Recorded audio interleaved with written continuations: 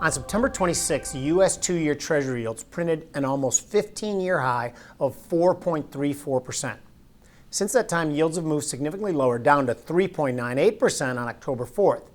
The change in yields seems to be fueled by growing concerns over the European economies and the late September collapse of their currencies.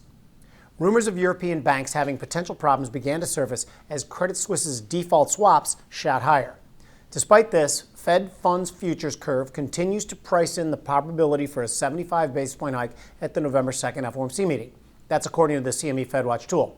Although that probability has inched a bit lower from 62% on September 27th down to 59% on October 4th, with the odds of a 50 basis point hike rising by the same amount. Interestingly, the market has brought down expectations for the terminal Fed funds rate from 4.5% to 4.75% back on September 27th to a current forecast of 4.25%.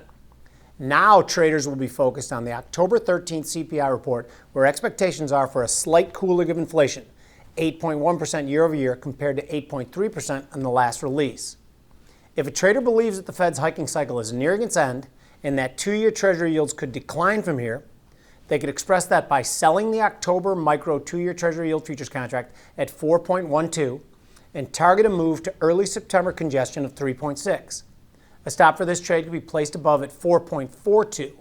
Now this trade could make $520 if your target is reached and risks $300 if you're stopped out of your level.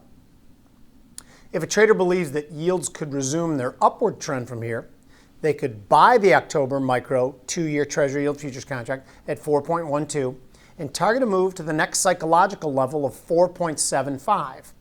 A stop for this trade could be placed below at 3.70. This trade could make $630 if your target is reached and risks $420 if you're stopped out of your level.